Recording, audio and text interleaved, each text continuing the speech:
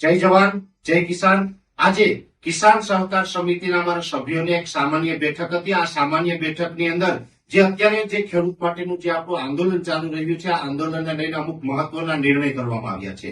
જેમાં પ્રથમ નિર્ણય તો એ કરવામાં આવ્યો છે કે આ આંદોલન છે એ સંપૂર્ણપણે બિનરાજકીય આંદોલન છે, જેથી કરીને અમે આજે સર્વાનુમતે એક નિર્ણય એવો પણ કરેલો છે કે કોઈ પણ પક્ષ પાર્ટીમાં હોદ્દો કે કોઈ નેતા હશે એ વ્યક્તિને આ જે આંદોલનની અંદર સ્ટેજ અને માઇક છે અમે શેર નહીં કરી શકીએ, કેમ કે આ આંદોલન છે એકદમ બિનરાજકીય અને ખેડૂતનું આંદોલન છે, એટલે રાજકીય નેતાઓને અમે સ્ટેજ અને માઇક છે આપી શકવાના નથી।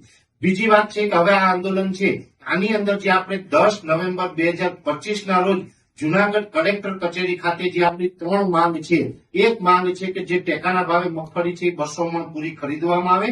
બીજી માંગ છે કે વર્ષ 2019 નો જે પાક વીમો ખેડૂતનો છે એ દરેક ખેડૂતને મળી જાય। અને ત્રીજી અગત્યની માંગ અમારી એ છે કે દરેક ખેડૂત ગુજરાતની અંદર જે તમામ ખેડૂત છે એનું 2 હેક્ટરની મર્યાદામાં 3 લાખ રૂપિયા સુધીનું પાક ધિરાણ છે એ સરકાર તરફથી માફ કરવામાં આવે।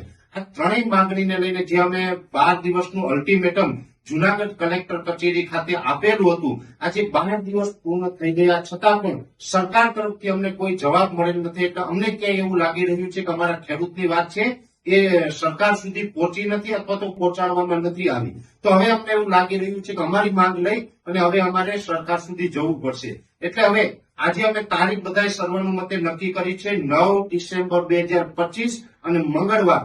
આ તારીખે ગુજરાતના દરેક ખેડૂત આગેવાનો અને ગુજરાતના ગામડે ગામડેથી ખેડૂત ભાઈઓ છે એ ગાંધીનગર જવાના છે અને ગાંધીનગર જઈ અને હવે અમે ડાયરેક્ટ મુખ્યમંત્રી અને કૃષિ મંત્રી સમક્ષ અમારી વાત રજૂ કરવાના છે। અને અમારે આ 3 માંગ છે, આ 3 માંગને લઈને અમે ગાંધીનગર મુખ્યમંત્રી અને કૃષિ મંત્રી સુધી રૂબરૂ જવાના છે। એટલે જેથી કરીને અમે આ વિડીયોના મારફતે દરેક ખેડૂત ભાઈઓને પણ અપીલ કરીએ છીએ કે આ જે આપણો ગાંધીનગરનો કાર્યક્રમ છે એની અંદર પણ દરેક ખેડૂત ભાઈઓ પધારજો।